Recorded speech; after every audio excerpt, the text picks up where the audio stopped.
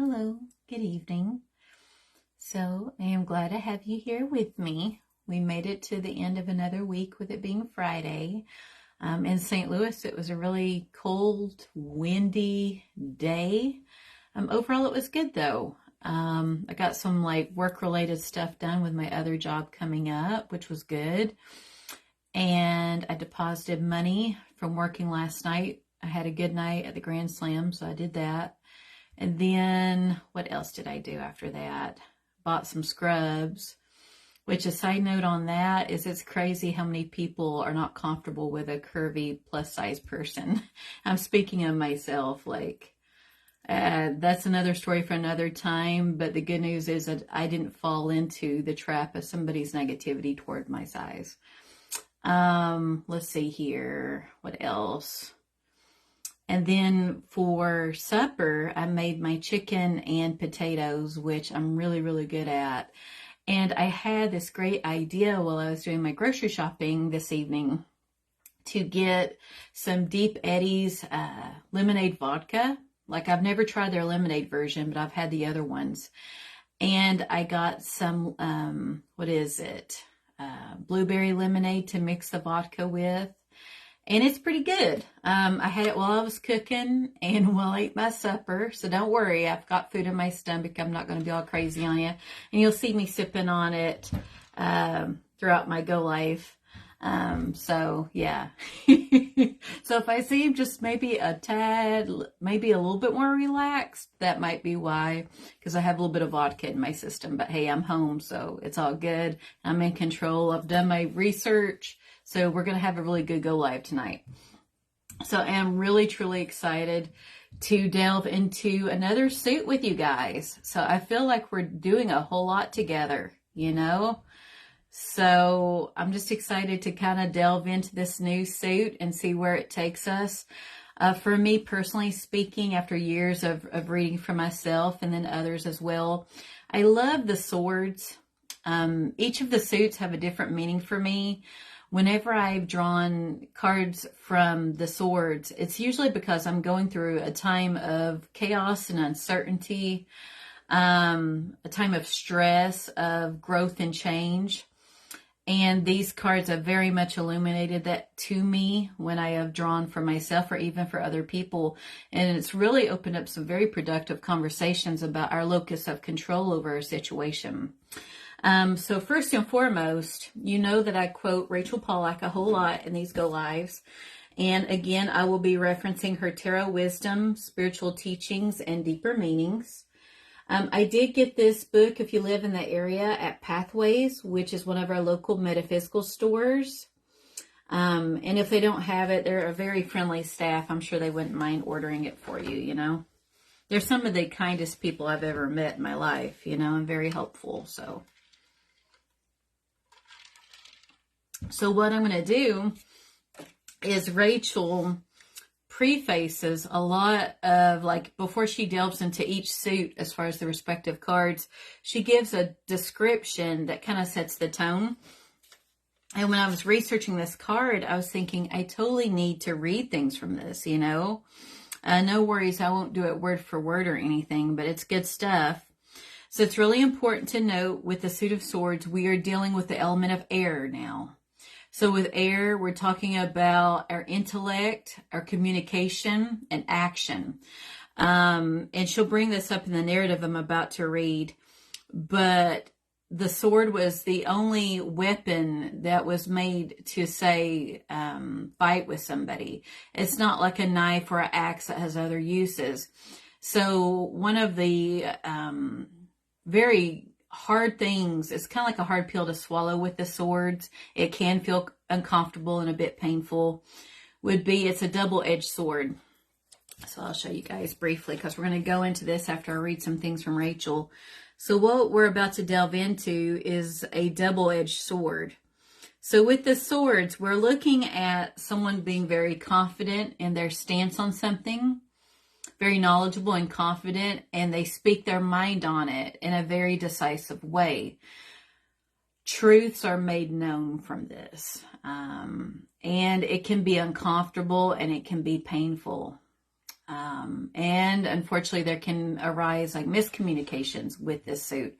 So it is certainly a suit of transformation. So I'm going to go ahead and read some of the excerpts from this that I thought were actually very good. A sword is the first human artifact created only for the purpose of killing other humans.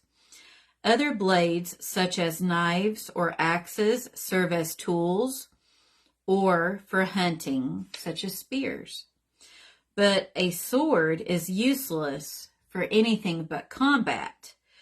This gives the suit an aggressive quality, an overlay of sorrow that we cannot get away from, no matter how high-minded we try to make it. A sword also belongs to the aristocracy. For peasants, even to own a sword was likely a capital offense.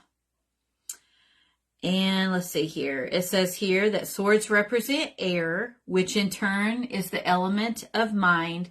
So an easy way of remembering that is think of sound waves. So as we communicate with others, okay, our sound travels and then it's perceived by the ears where it's processed, right? So that's how I want you to think about it.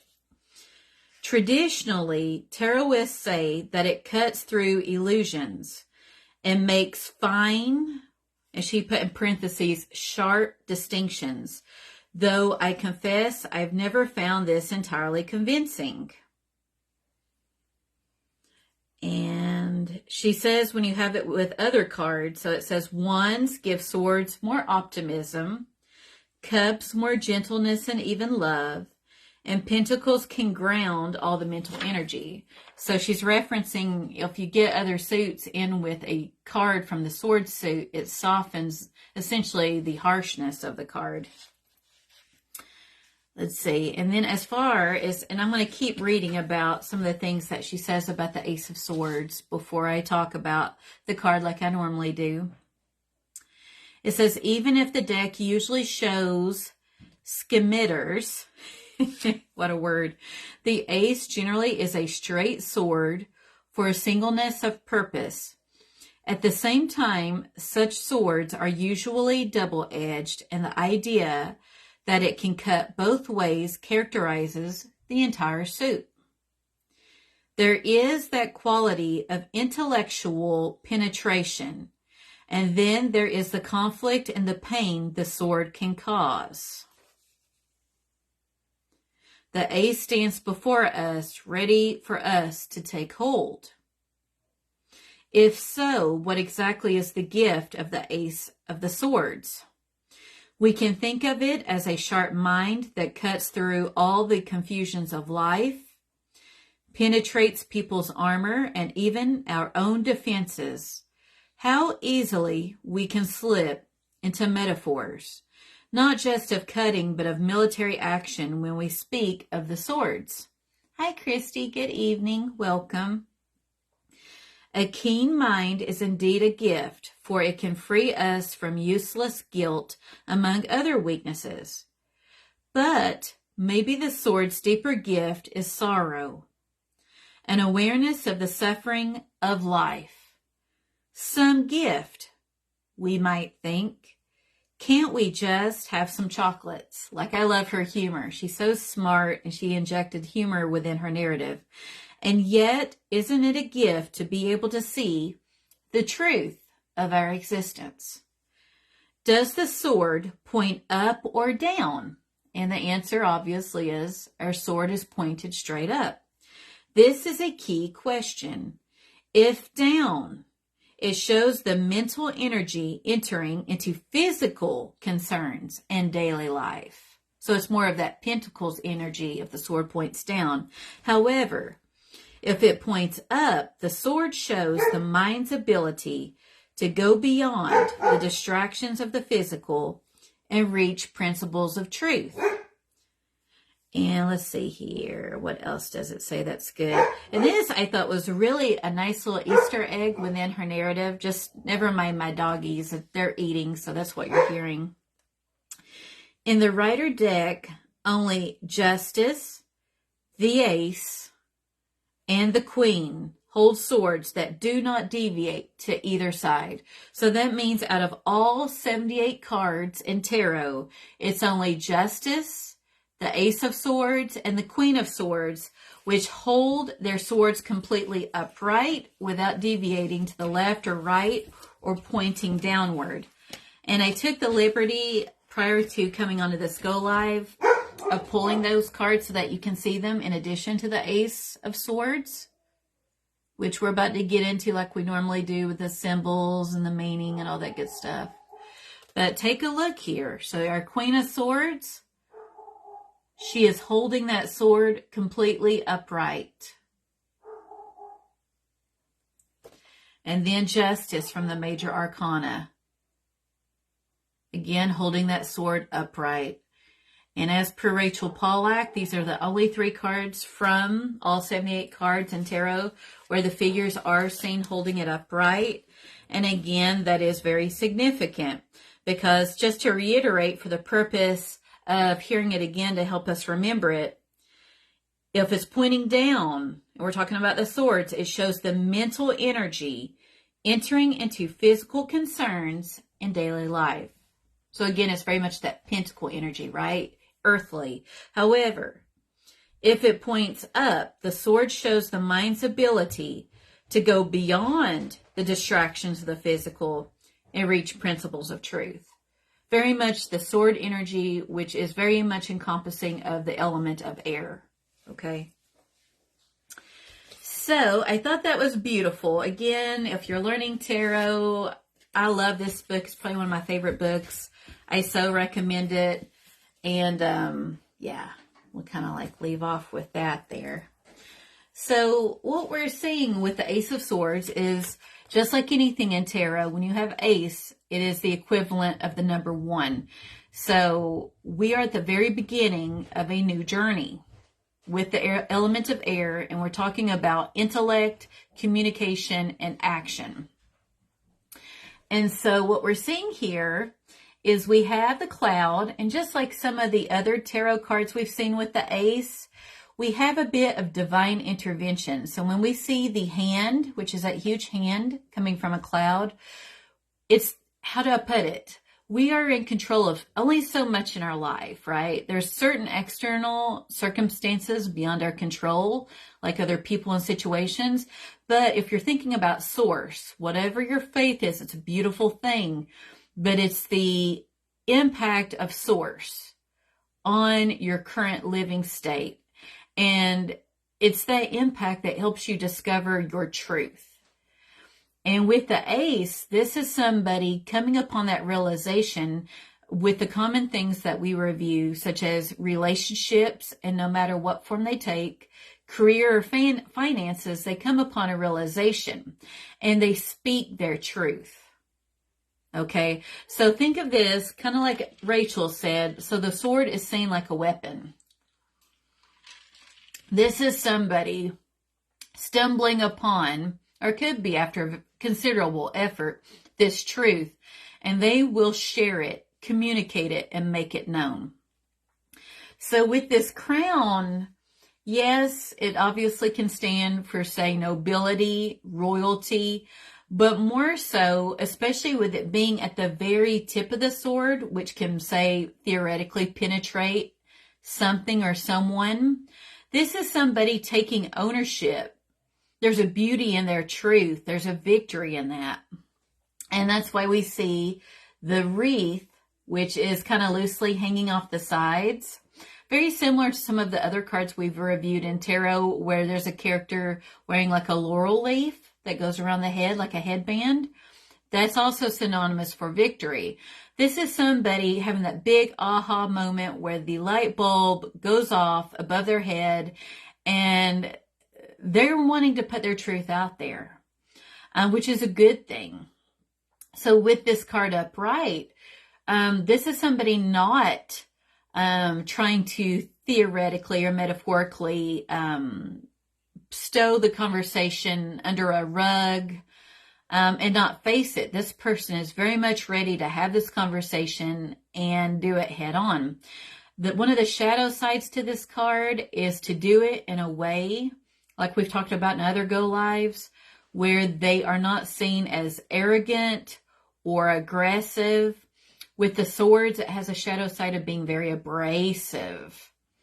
So think about, especially if you're like kind of somewhat familiar with tarot, when we talk about a Queen of Swords personality, which we will get to her at the end of our suit, we'll go more into that. This individual, and this is a male or female who embodies the Queen of Swords, they're not going to take garbage from anybody, and they speak their mind, and they're very confident and self-assured. That is what we're looking at. And so we're looking, again, it's a fine line between being assertive, which is ideal to where both parties are valued and respected, versus aggressive, where the other party feels they no longer feel safe.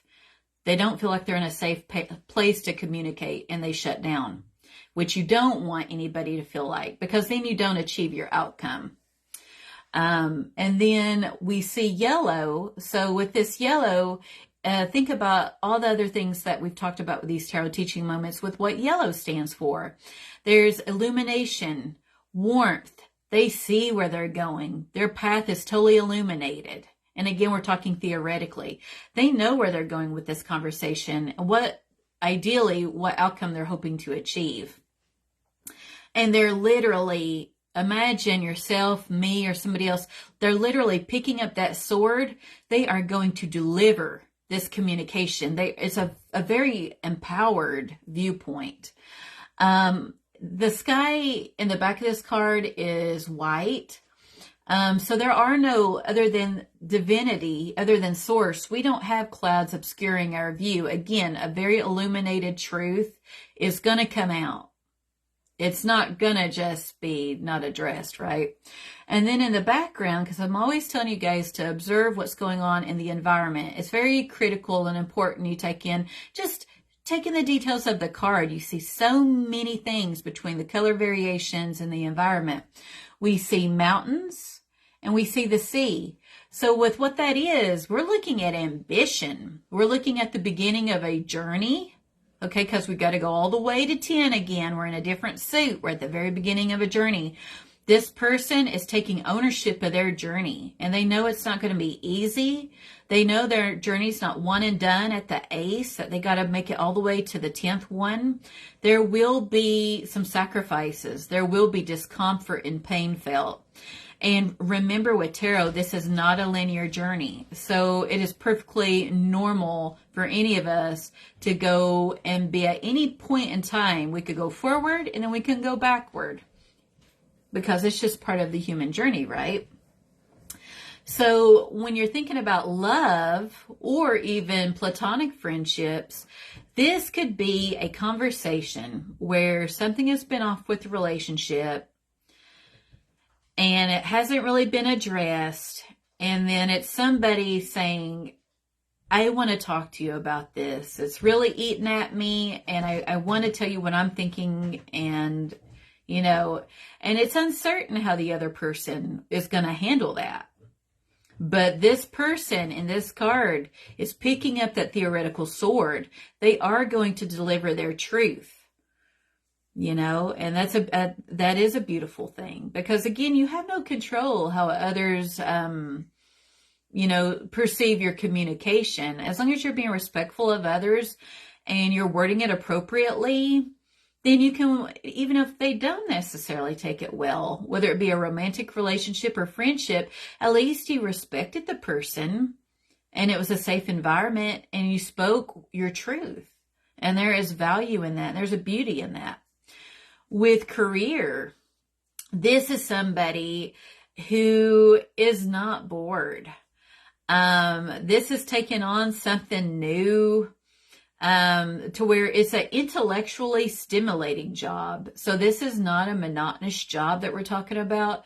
This is one that gets the mind racing.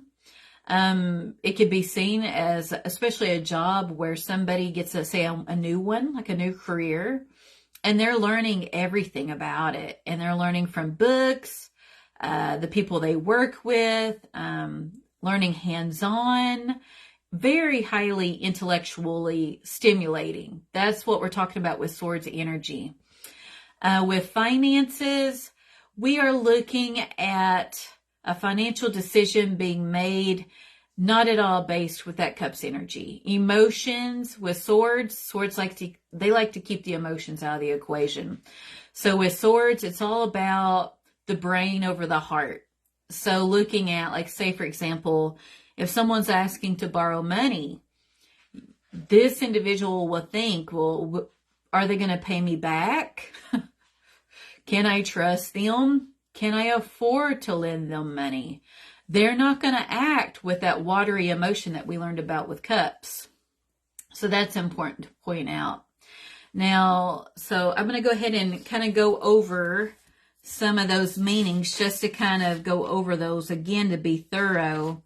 So these are the descriptors. So again, we're dealing with the element of air, cutting through deception and finding truth. And again, it could also be miscommunication, not just deception. It represents the power of intellect. And when you think of intellect, isn't that an attractive thing? I've always thought smart people are attractive.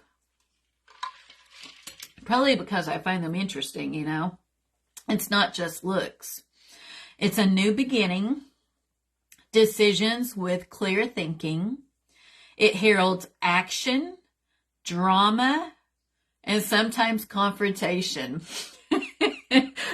Again, this suit is not a comfortable suit, and that's okay, right? Because they all provide their own medicine. It's an effort to be direct, not abrasive. Again, that's the shadow side of swords. You do not want to be abrasive. Assertive, good. Aggressive, not good. A breakthrough, clarity, a new idea, a sharp mind, speaking one's truth. Hi, Seraphine. Welcome. I'm just kind of going over a recap of the upright meanings before I go a bit more into reversals here. With love, so it's having a stance, facing an issue with communication. Again, it's not just not talking about it because they know it's not going to be a comfortable conversation. This person has found their truth and they want to communicate it to see if they can repair the relationship. You know, with career, we have focus and very excellent, clear communication. It's a very intellectually stimulating career. This is not a boring career we're talking about. Finances, it's avoiding emotional decisions with money. It's thinking with the mind and not the heart. Again, Cups, that watery energy, is the emotions. Swords does not favor watery emotional energy. It's all about the intellect and communication and action. So it's very much emphasizing the mind. So with love, we're looking at communicating with clarity and honesty, not avoiding, but engaging in communication, cutting out toxic people from your life. So think of this sword as me or you picking it up, and you're literally cutting somebody out of the fabric that is your life. That's what the Ace of Swords can be. Again, this suit will not be a comfortable suit, but that's okay because it means we're growing from it. With career, it can be a new job, position. It's a career, and I underlined it, with intellectual stimulation, which I think any of us need. Who wants to be bored, right? Especially being we spend most of our time at work. Like, wouldn't that be crummy? I understand we got to pay the bills and do our thing, but to a day in and day out, not to feel intellectually stimulated. And again, so with career, we're looking at challenge with opportunities for growth. This is what people look for, especially nowadays. They want that career ladder and that growth and learning opportunities. And I think a lot of places value that, and they see that in order to retain their staff, they have to offer these things. So with the symbols that we're seeing, so the straight sword shows one single purpose. Okay, it's double-edged, so it's going to cut both ways. So with the truth, there can be some discomfort, some pain inflicted. Just like Rachel Pollack said in the narrative that I read at the beginning of this go live, this is the only thing the sword is that was invented for combat. It's to inflict harm on another person. It's not like a knife or an axe, which have other uses. So again, even Rachel noted that in her book. This is a suit that can be very uncomfortable, okay? With the wreath, we're looking at victory, success, and achievement, which is what we're seeing here.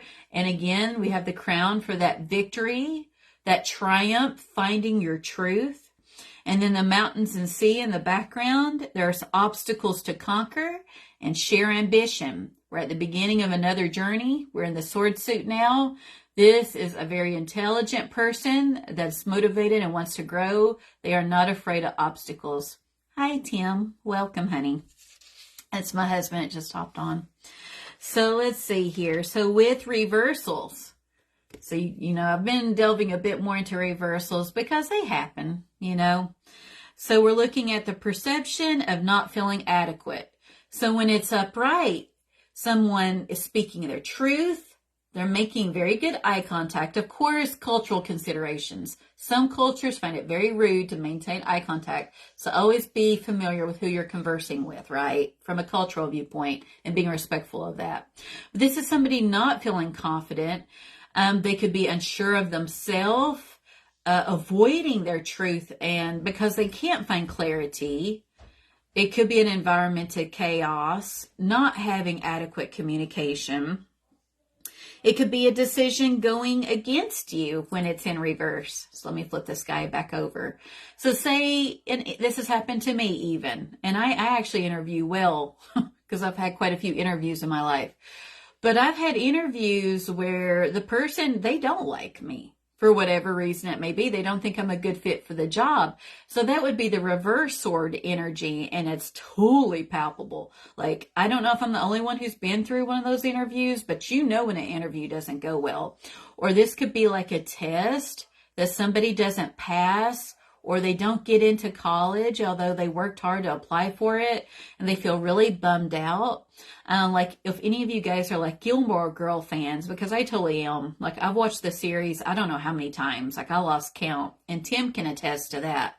But when Rory's friend Paris, the overambitious Paris, who worked very hard at Chilton, right, that was involved in the community and did all this stuff at her school, when she did not get into Harvard, she was devastated.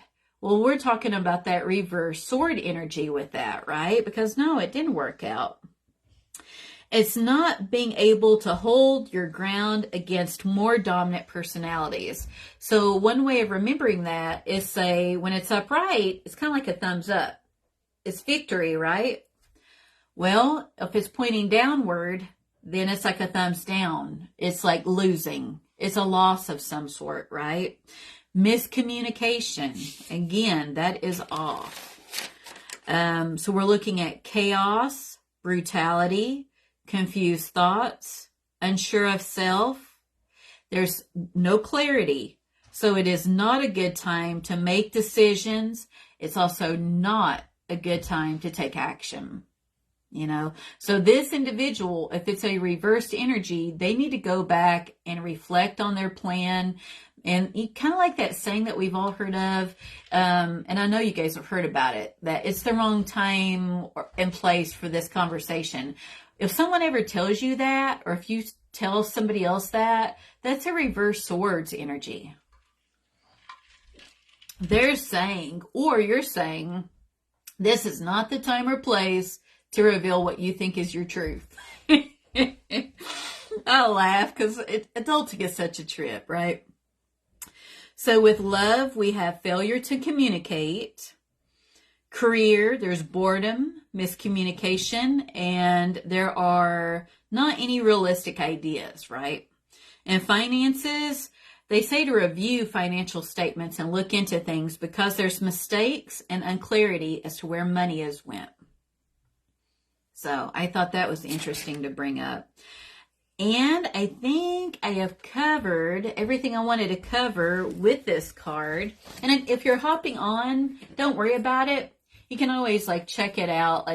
Once I'm done with the go live, just watch the first portion of the go live, And so now I'm going to go into the other cards for comparison. And again, what I want you guys to do is to look for similar color use and symbols that carry over from the Rider-Waite-Smith to the other cards I'm about to show you. So here we have one single sword that is upright. And I really like how M.J. Cullinane has this crow with its wings completely spread, flying upright, like in a totally upward direction. I love that energy. It's like taking action and flight. Again, with swords, we're dealing with air, which is communication and action.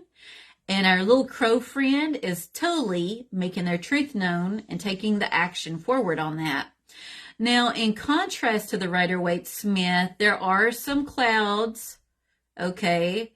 So for this to be an upright sword for the ace, we have clarity and truth, correct, when it's upright. So the only other way of looking at the author of this deck, the way she, used those clouds there, would be in the distance, we've got mountainous regions, and it's not fully illuminated. And to me, when I see that, I think, okay, it's untelling how other people, again, will accept our truth.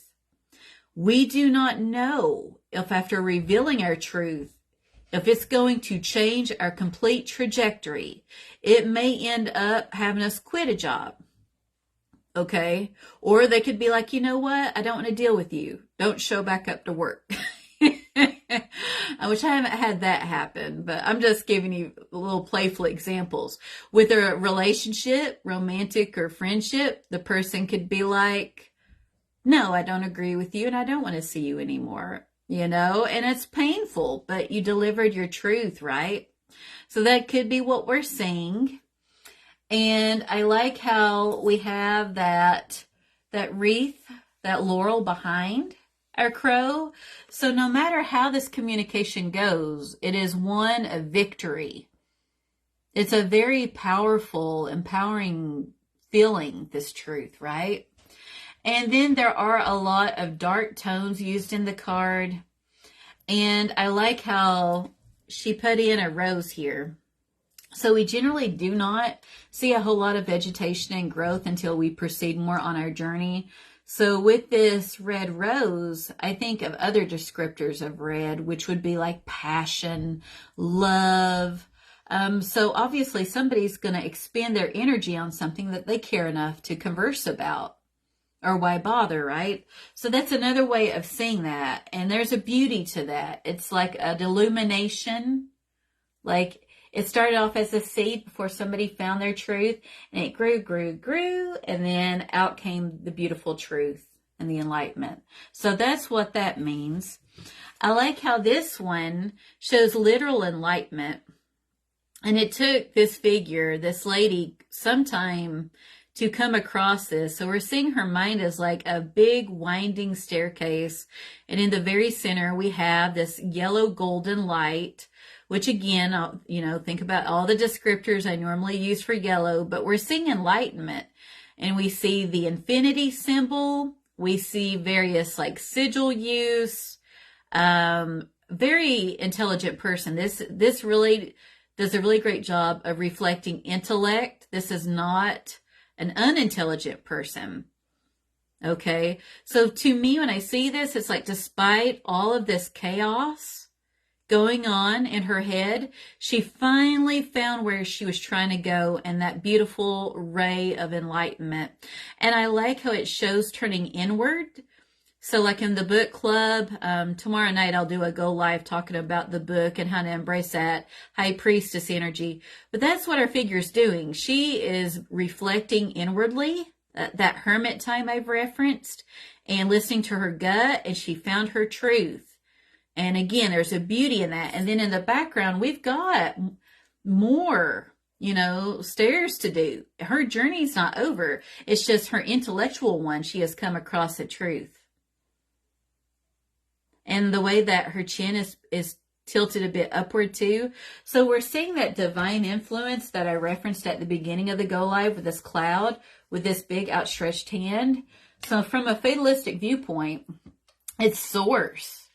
Whatever your faith or religion is, it's having an impact in you finding your truth. So the next one I'll do would be this figure. And we see what appears to be, I see like an older spirit, like an elder spirit, you know, and it's contained within this tree. Now, in sharp contrast to our other cards with the Ace of Swords, her sword is pointing downward. And if once you guys replay, if you weren't here at the very beginning, Rachel Pollack talked about this. So if the sword is pointing downward, it's dealing with matters of an earthly realm, which does touch on pentacle type stuff, right? The things of the earthly persuasion, especially, versus when it's pointing upward, we're talking about divinatory, air, like that area of communication. I don't know if that makes sense, but I'll read it off again here shortly. That way I get Rachel's wording appropriately, because again, we had such a loss with Rachel dying, and I want to make sure I do her work justice by reading from it. But we see this beautiful tree with the spirit inhabiting it, and birds are using it to rest, and there's a beauty and growth there. So when I see this, it's like she's holding it close to her core, she's safeguarding it, and she's making roots. And I think that's a beautiful thing. So even if your truth, you know, for example, a big one for some time has been sexual orientation. People have all these varying opinions on it, but people are people, to each their own, right? But it's the people who say, come out of the closet, and they say, hey, I'm gay or whatever. And it's so sad when their parents don't want to talk to them anymore, or a lot of them are homeless. They lack support systems. But these individuals are clinging to their truth because it's at the core of who they are.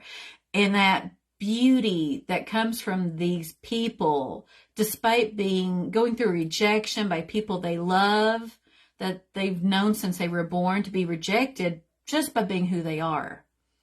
So obviously you can tell my stance on that. I say let's love everybody, no matter what their religion is, their faith, if they're gay or straight, I don't care what they do. Everybody has value and adds to the beautiful fabric that is humanity. You know, everybody should have equal rights. It never, ever should have been an issue. And I think the world, like I even tell my boy all the time, he has such a good heart in him. And I look at my little boy and I tell him, you make the world a better place because you're soft-hearted and you care about others. You know, like we have a lot of doctors and lawyers and all these intellectual types. We need more of the little free-spirited people, you know, referenced as hippies, tree huggers, are people who love nature, who want to sit and have a conversation, who want to make the world a better place. That's the beautiful energy of that. So again, I know I got off on a little bit of a tangent, you know. But that's what we need. And again, I see this elder energy as holding her truth very close to her at the core of her existence and not letting it go and having it be this beautiful thing. So I like where the author took it. Hi, Honor. I'm glad that you're here. And I see that you love this deck. I saw that you mentioned it earlier in our book club. I liked how you used two different tarot cards to illuminate the affirmation in your narrative. It was probably, like I told you, it was one of my favorite posts that you've done. It was just very illuminating and thoughtful, you know, and you know I value you very much, you know. And then, you know, I always end it with a card not based in Rider-Waite-Smith. To always, like a broken record, if you're new to tarot, get you a deck based in Rider-Waite-Smith, or at least get your Rider-Waite-Smith deck to go with a non-conventional deck or a book, so that you have a resource. Oh, you're welcome, Honor. And so with this, and this is from the Hush Tarot. So we have our Ace of Swords, okay? And we see this figure, and her eyes are closed, so she's turned inward. And it's like this mechanical unicorn. We can only see like half the body.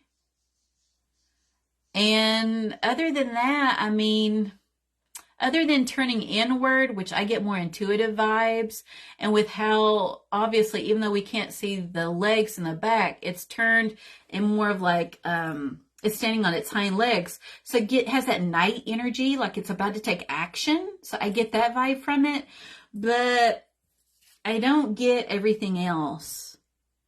This card feels sadder. I know, right? Like, and we're supposed to be at the beginning of the journey. And even though the swords will not be a comfortable suit to go down, this card is more exciting because we have somebody finding their truth and making it known and taking ownership of that. That's a victory in itself, right? Despite all the obstacles that await on the rest of the journey. So yeah, I'm again, yeah, I know. And when I bought the deck, it's after I had a reading done with it by somebody else. I loved the reading. I thought, oh, this art's cool. But I'm such a stickler. I love Rider-Waite-Smith. I like for the similarities to carry over. You know, it just makes it easier for people to read. I sense more doubt in the hush. Me too.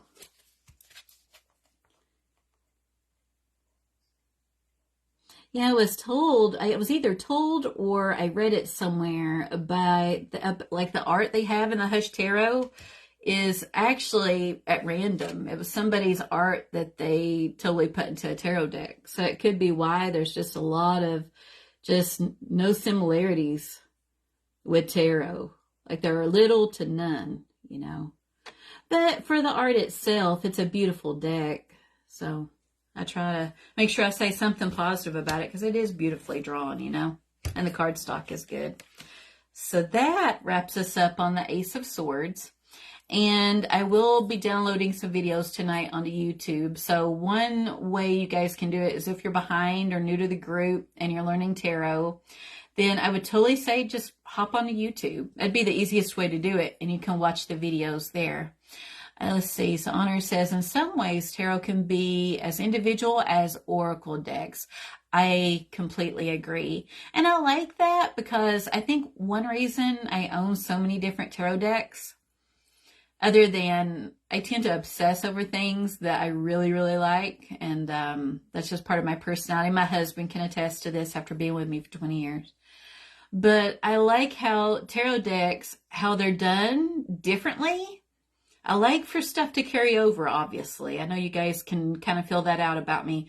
It gives me a different way of looking at that card, a different insight, which builds on my repertoire, I think is the word for it, but my understanding of that card and the energy of it. So sometimes I'm drawn to one deck more so over the other one. And I know I'm not alone in that. A lot of people who've been doing tarot or even oracle decks, they're drawn to certain decks based on how they feel, what they're going through. Some become so comfortable. It's like putting on a pair of really well broken in sneakers. They're so comfortable. Versus a new one you haven't spent a lot of time with. You're still very much in that getting to know them phase, you know. And Honor says they all have their own energy for sure. It's like seeking advice from different friends. Exactly. And just think about the energy we feel when we meet with other people, like our girlfriends or what have you, and about how they'll give you different insight on things. Because I know my friends have helped me out on things. If I'm kind of like, oh, on the fence on things, or even my husband, I'll be like, you know, I'll tell them what I'm thinking, and I'll be like, okay, I'll ask them, what do you think? And so I really like that. So the different decks are, say, like different friends. And so now, Honor, I have the personal challenge of not utilizing that in successive go lives. I like how you look at things. I really do. I really do. So I think that wraps us up tonight. And then so tomorrow I won't be posting in our main group because I plan on doing a go live at 8:30 where I'm going to switch gears a little bit in how we're approaching our book club selection to do justice to what Rue Lee put in her book. Because I'm sure a lot of people in our club don't even have the book. So I'm going to go ahead. I'm going to read through it a bit. It's only like 4 pages. And then, like I posted in the group, put stuff in throughout the week, you know. Honor says, utilize away. It doesn't hurt because I just honestly, I love the people in our group. I like how we're diverse and we've got all sorts of backgrounds. Ideally, my goal is to have us build our community. So if there's anybody who has an interest in tarot or they're curious, or even if they're seasoned and they want to be around other people who love tarot, invite them to our group. It's a private group because there are a lot of like spam type people trying to post stuff in the group. And plus some people are still kind of, they don't want people for whatever reason, or I shouldn't say that, I do know the reasons. All the myths that surround tarot, they're afraid of being judged for liking tarot.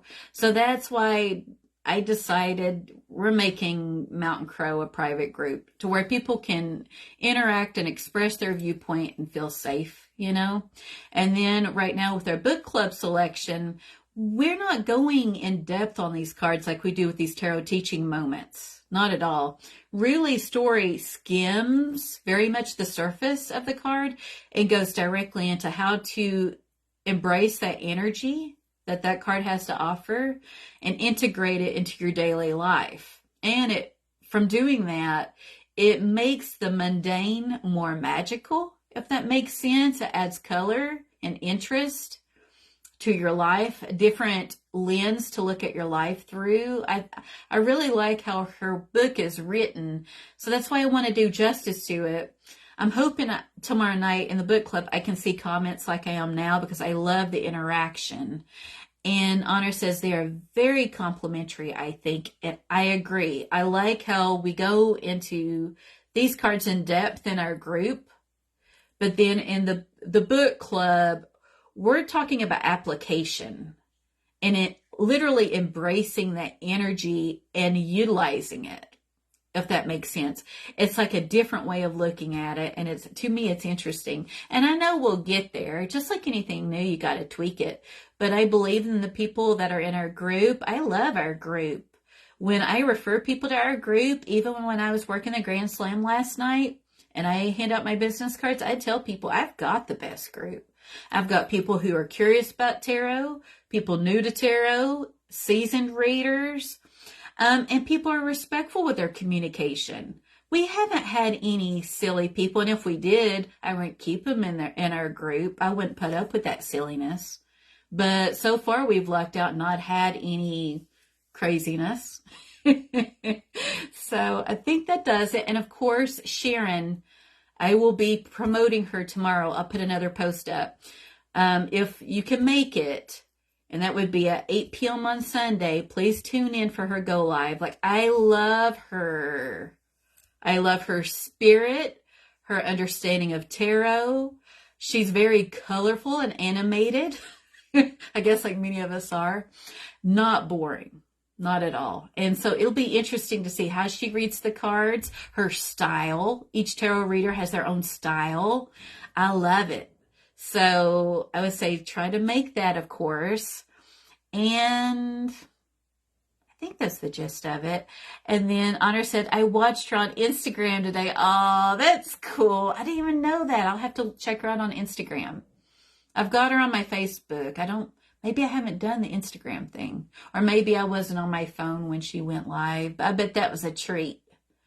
So yeah, and if you have any questions, even if you really don't know me, just know you do have a friend in me. If you ever have any questions or you want to grab coffee to where I can meet you in person, I live in Arnold, which is close to St. Louis. Just let me know and we'll figure it out. Or even if you want to get a group of us together. I really like the idea. Maybe I'll do this and see who's interested. Doing either a lunch or a coffee day to where we can all meet each other in person.